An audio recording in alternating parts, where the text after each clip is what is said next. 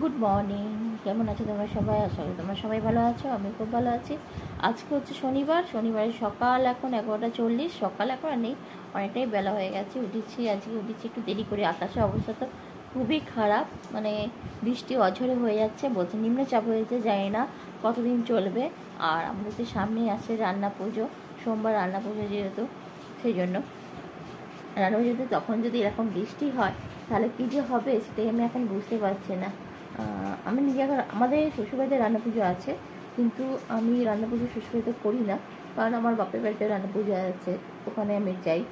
আর কখন যাব না যাব নিজেও এখন কিছুই ভাবতে পারছি না, কারণ ওখানে আমি যেহেতু একটা মাত্র মেয়ে, সেই জন্য ওখানেই আমাকে যেতে হয় রান্না পুজোতে।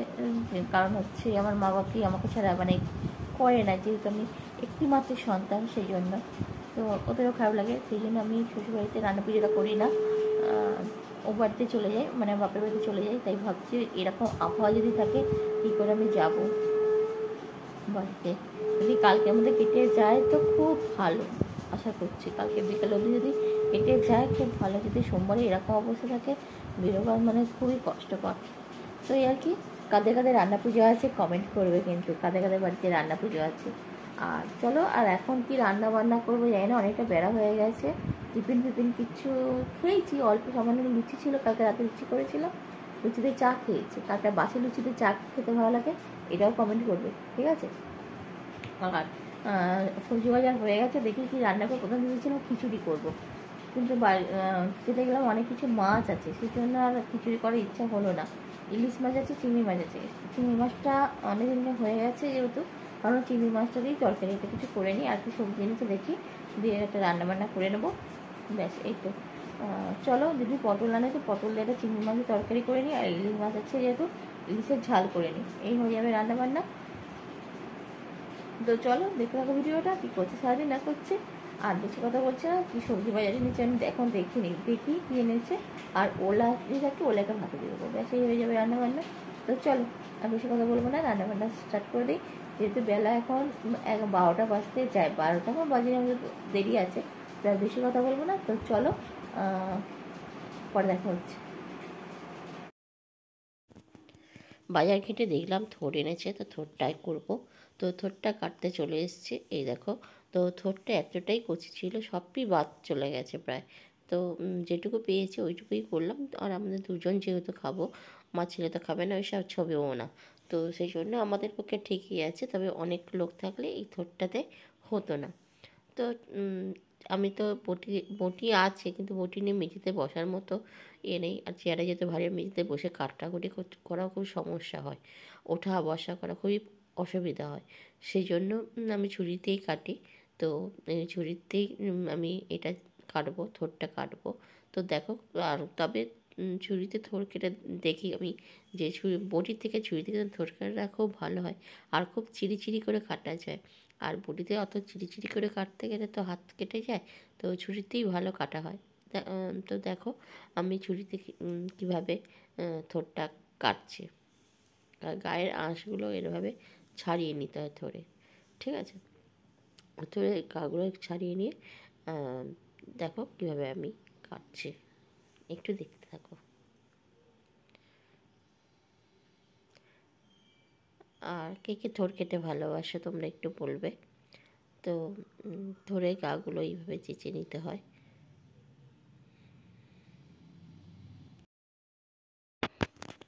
এবারে আমি চাকা চাকা করে কেটে নিচ্ছি থোড়টাকে, পিস করবো বলে। তো কুচি করার আগে চাকা চাকা করে আমি থোড়টাকে প্রথমে কেটে নিচ্ছি। তো কেটে নেওয়ার পর থোড়ের গায়ে যে সুতোগুলো থাকে, সেই সুতোগুলো আমি আঙুল দিয়ে ভালো করে পরিষ্কার করে নিচ্ছি। কারণ সুতোগুলো মুখে পড়লে খেতে তো একটা অসুবিধা হয়, এই জন্য সুতোগুলোকে ভালো করে আমি দেখো হাত থেকে ভালো করে আমি ফেলে দিচ্ছি। প্রতিটা চাকা থেকে সুতো ফেলে দেবো। আর দেখো কীভাবে ছুরি দিয়ে আমি কাটছি, চিরি করে একদম কাটছি। ছুরিটাকে ওইভাবে কাটলে না কাটাগুলো খুব শুধু থোড় না, আলু টালু হয়ে দেখো কত সরু হয়েছে, দেখো দেখলেই বুঝতে পারছো একদম সরু করে কাটা হয়েছে। আর ওইদিকে রাখছি, ওইদিকে আমার জলের একটা জায়গা নিয়েছি, সেটাতে জলের মধ্যে আমি থোড়টাকে ভিজিয়ে রাখছি। মানে কেটেই সঙ্গে সঙ্গে জলের মধ্যে দিয়ে দিলে থোড়টা লাল হয় না। সেই জন্য আর এমনি কেটে রাখলে থোড়টা তো লাল হয়ে যায়, কারণ থোড়ের মধ্যে আছে প্রচুর পরিমাণে আয়রন, যেহেতু বাইরে মানে এমনি কেটে রাখলেই থোড়টা লাল হয়ে যায়, তাই জলের মধ্যে ভিজিয়ে রাখলে থোড়টা লালচে ভাবটা আসে না। তো এই হলো। আর চলো কেটে নিই আমি তাড়াতাড়ি করে, তারপর তোমাদের সাথে পরে কথা বলছি। ঠিক আছে, এইভাবে প্রতিটা থোর চাকা চাকা করে কাটবো, আর সুতোগুলো ফেলে দেওয়ার পর ভালো করে পরিষ্কার করে নিয়ে তারপর আমি প্রতিটা সুতোই ফেলে দিতে হবে, কারণ মুখে পড়লে এটা কেমন একটা লাগে না, সেই জন্য। তো চলো দেখো কীভাবে কাটছি। দেখো একদম পুরো সরু চিরি চিরি কিন্তু হচ্ছে, একটা কিন্তু মোটা হচ্ছে, পুরোটাই সেভাবে আবার দেখাচ্ছে। দেখো কত সুন্দর কাটা যাচ্ছে, কিন্তু বটিতে এইভাবে কাটা যেত না, বটিতে কাটতে গেলে হাত কেটে যাবার একটা ভয় থাকতো। তো এত চিরি করে কেটেছিলাম ঠোঁটটা, খুব ভালো খেতেও হয়েছিল। তো চলো পরে দেখতে পাবে আমি কীভাবে ঠোঁটটা রান্না করেছি। ঠিক আছে, চলো।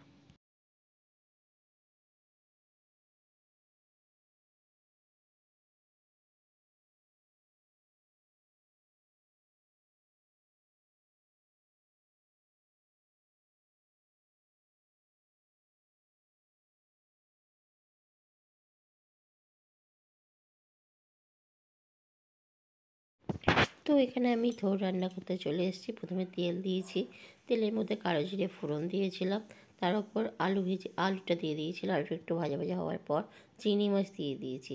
চিংড়ি মাছ আলু আমি একসাথেই ভাজা করে নিয়েছি। তো আমি যেহেতু এক হাতে ক্যামেরা তো আর স্ট্যান্ড নেই যেহেতু, সেই জন্য আমি পরপর মশলা দিয়ে দিয়েছি, হলুদ গুঁড়ো, লঙ্কা গুঁড়ো, জিরে গুঁড়ো, এইসব দিয়ে দিয়েছি।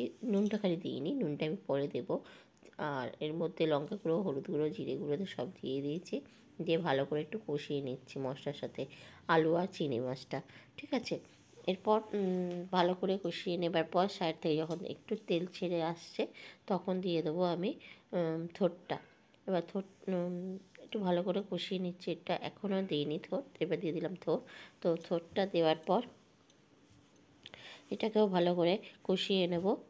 তো এই দেখো কারেন্ট চলে গেছে, এখানে তো রান্না করতে করতে কারেন্ট চলে গিয়েছিল, সেই জন্য আমি এই জায়গাটা আমি ফোনে ফ্যান চালিয়ে রান্নাটা করছিলাম, যাতে তোমাদের সাথে সেটা আমি শেয়ার করতে পারি। এখানে ভালো করে নাড়াচাড়া করে নিচ্ছি এখনও। তো ভালো করে দেখো ঠোঁটটা কতটা গলে গেছে, একটা থোর আছে বলে মনে হচ্ছে না, এটাই কচি ছিল ঠোঁটটা। তখন আমি কিন্তু নুন দিই নাড়াচাড়া করে একটু ভালো করে ভাজা করে নিচ্ছে। তো এবারে দেবো নুন, চিনি দিয়ে বেশ বসিয়ে দেবো, হয়ে যাবে আমার থোড় রান্না। তো চলো, এই তো হয়ে গেল চিংড়ি মাছ দিয়ে আমার থোড় রান্না। তো আমার রান্না হয়ে গেছে, এই হলো ইলিশ মাছের ঝাল আর এই হলো থোড়। ব্যাস চলো এবার খেয়ে নিই। গুড ইভিনিং, আর এখন ঘুরতে পারছে সন্ধ্যে 6টা, আর আমি এখন নিয়ে বসেছি চা, আর ছেড়ে গেল জিমে, আর আমি চাটা খেয়ে ভাবছি একটু বেরোবো। যাব হচ্ছে আমাদের এখানে মানে মহিলা দ্বারা আয়োজিত কিছু এক্সিবিশন নিয়ে বসে, তো সেখানে যাব মানে ফেসবুক গ্রুপ থেকে। তো সেখানে যাব, ইনভাইট আছে আমারও। তো এই তো চাটা খেয়ে নিই, খেয়ে রেডি হব, রেডি হয়ে সেখানে যাব। যদি পারি তো ক্যামেরা অন করে দেখাবো, আর যদি মনে থাকে, আর যদি মনে না থাকে তো দেখাতে পারবো না, এই আর কি। তো চলো চাটা খেয়ে নিই, ঝটপট খেয়ে রেডি হয়ে বেরিয়ে যাব।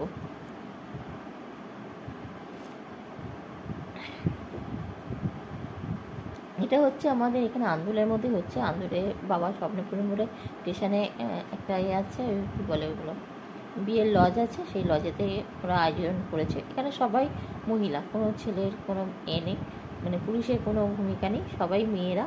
তো মেয়েরা মিলেই এটা আজ ওরা করছে 3 বছর, আর আমি 3 বছরই যাচ্ছি ওখানে। এরা পুজোর আগে করে, আর একটা হচ্ছে পৌষ মাসে করে, এই আর কি। তো চলো আমি যখন যাব তোমাদের সঙ্গে এটি শেয়ার করবো ভাবছি। তো দেখতে থাকো ভিডিওটা। বেরোবো এখন, একটু বৃষ্টিটা তো প্রচণ্ড বৃষ্টি, আমি একদম বেরিয়ে যেতাম 5টার সময়, কিন্তু এত জোর বৃষ্টি হচ্ছিল যে আমি আর বেরোবার পেলাম না।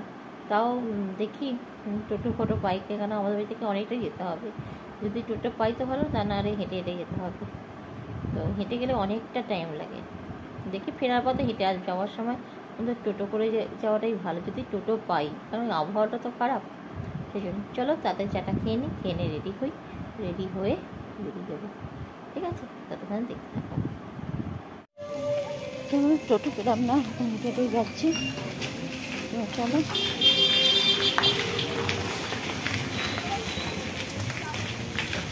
রাস্তায় পেরিয়ে পড়েছি। এখন একটা দুটো পাইনি, ঘোড়াটাই ঢুকে পড়েছি।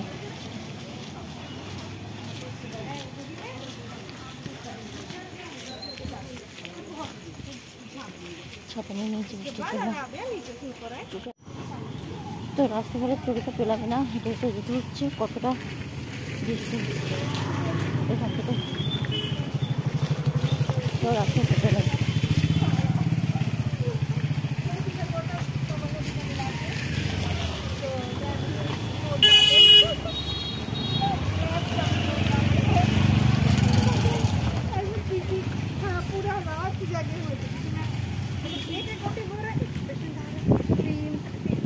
আর রাস্তা এত খারাপ যে আর কি বলবো, নিচে থেকে তাকিয়ে তাকিয়ে যেতে হচ্ছে।